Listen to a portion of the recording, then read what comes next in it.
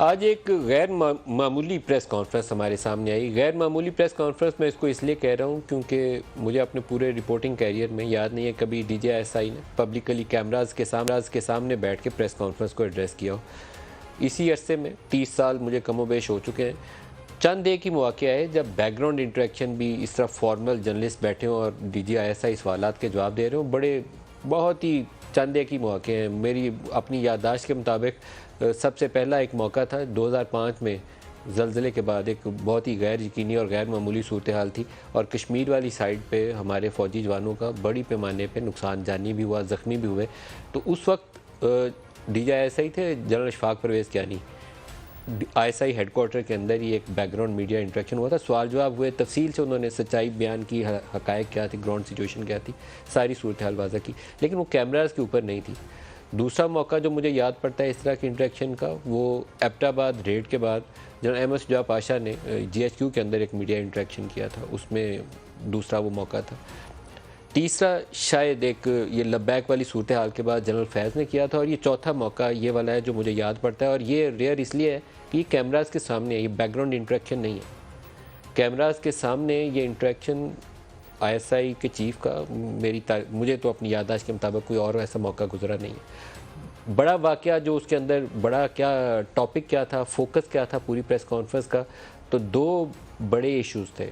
ایک سیاسی بے یقینی، عمران خان کے الزامات، اور دوسرا ارشد شریف کی اسیسینیشن. ارشد شریف کے ساتھ کیا واقعہ پیش آیا، دونوں کو علیحدہ علیحدہ کر کے دیکھتے ہیں کہ ہوا کیا. پریس کانفرنس کے آغاز کے اندر انہوں نے دونوں چیزوں کے اوپر ہائی لائٹ بھی کر دیا اور اپنا موقع بھی دے دیا. سائفر کے اوپر بھی D J S P R نے ساتھ بات کی. پہلے سب سے شروع کرتے ہیں آرمی چیف کے اوپر جو فوکسڈ اٹیک تھا. فوکسڈ اٹیک میں اس کو کہہ رہا ہوں، لفظ استعمال کر رہا ہوں. میر جعفر، میر صادق، غدار، غیر ملکی سازش کے اوپر رجیم چینج کیا. ڈونلڈ لو کے کہنے کے اوپر یہاں کے میر جعفروں نے وہ لوٹوں کو ساتھ ملا کے چوروں اور ڈاکوؤں کو مسلط کر دیا. یہ وہ بیانیہ ہے جس کے اوپر عمران خان نے مارچ کے بعد سے 27 مارچ کو جلسے والے دن، جس دن انہوں نے وہ خط لہرایا تھا، تب سے اس کے اوپر ایک بیانیہ ڈیولپ کیا اور اس کے اوپر وہ قائم ہے. آڈیو لیکس جو بھی آئی ہیں اس کے باوجود وہ اپنا بیانیہ وہی دہراتے ہیں. آئی ایس آئی چیف نے اس کے اوپر کیا کہا وہ بڑا معنی خیز ہے اور بڑا امپورٹنٹ ہے، سنیے گا. مارچ کے مہینے میں آرمی چیف کو ان کی مدت ملازمت میں غیر معینہ مدت کی توسیع کی پیشکش بھی کی گئی، میرے سامنے کی گئی.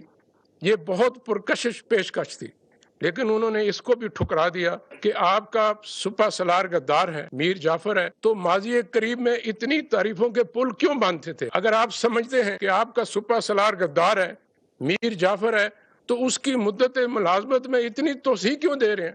عجیب بات ہے. آپ سمجھتے ہیں سپہ سالار غدار ہے، لیکن آپ انہیں کہہ رہے ہیں کہ پوری زندگی کے لیے اگر آپ نے اس ملازمت میں رہنا ہے تو رہیں. اور اگر وہ واقعی آپ کی نظر میں غدار ہے، آپ کی سوچ میں غدار ہے، تو پھر آج بھی ان سے پس پردہ کیوں ملتے ہیں؟ یہ نہ کریں کہ آپ رات کی خاموشی میں بند دروازوں کے پیچھے ہمیں ملیں، اپنی آئینی غیر آئینی خواہشات کا اظہار کریں، وہ بھی آپ کا حق ہے، لیکن یہ نہیں ہو سکتا کہ دن کی روشنی میں اسی بندے کو آپ غدار کہیں. آپ کی قول و فعل میں، فکر و تدبر میں اتنا کھلا، اتنا بڑا تضاد ٹھیک نہیں.